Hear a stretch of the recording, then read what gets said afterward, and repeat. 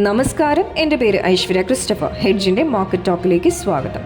വിദേശ നിക്ഷേപകർക്ക് പ്രിയപ്പെട്ട 3 മേഖലകൾ. 2023-24 സാമ്പത്തിക വർഷത്തിൽ വിദേശ നിക്ഷേപക സ്ഥാപനങ്ങൾ 1.1 ലക്ഷം കോടി രൂപയാണ് ഓഹരി വിപണിയിലെ 3 മേഖലകളായി നിക്ഷേപിച്ചത്. മൊത്തം 2 ലക്ഷം കോടി രൂപയിലേറെ നിക്ഷേപം അവ നടത്തിയിരുന്നു. മൊത്തം നിക്ഷേപത്തിലെ 50%-ലേറെയും 3 മേഖലകളിലെ ഓഹരികൾ വാങ്ങാനാണ് വിദേശ നിക്ഷേപകർ വിനിയോഗിച്ചത്.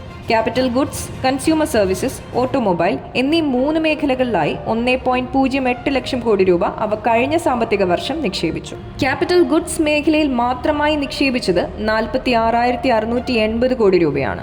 കഴിഞ്ഞ സാമ്പത്തിക വർഷത്തിലെ എല്ലാ മാസവും വിദേശ നിക്ഷേപക സ്ഥാപനങ്ങൾ അറ്റ നിക്ഷേപം നടത്തിയ ഏക മേഖലയും ഇതാണ്.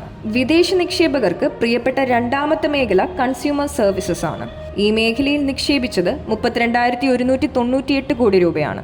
കഴിഞ്ഞ 2 മാസങ്ങളിൽ മാത്രമാണ് 12,179 കോടി രൂപയാണ് കൺസ്യൂമർ സർവീസസ് മേഖലയിൽ അവ നിക്ഷേപിച്ചത്. ഓട്ടോമൊബൈൽ മേഖലയിൽ 29,554 കോടി രൂപ നിക്ഷേപിച്ചു. ഒക്ടോബറിലും ജനുവരിയിലും ഒഴികെ എല്ലാ മാസവും ഈ മേഖലയിൽ അറ്റ നിക്ഷേപം നടത്തി.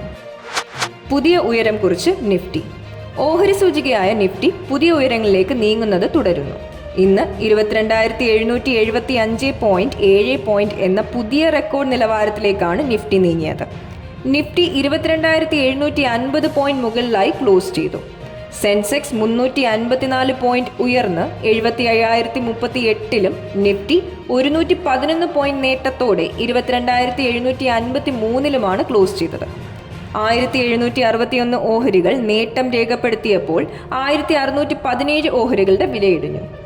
81 ഓഹരികളുടെ വിലയിൽ മാറ്റമില്ല.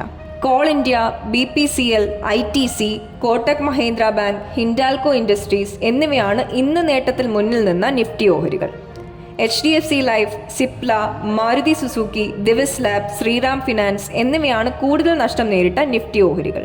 Nifty, FMCG, media, metal, PSU bank, oil and gas സൂചികകൾ 1% മുതൽ 1.5% വരെ നേട്ടം രേഖപ്പെടുത്തി. ഫാർമ, ഓട്ടോ ഓഹരികൾ വിൽപ്പന നേരിട്ടു.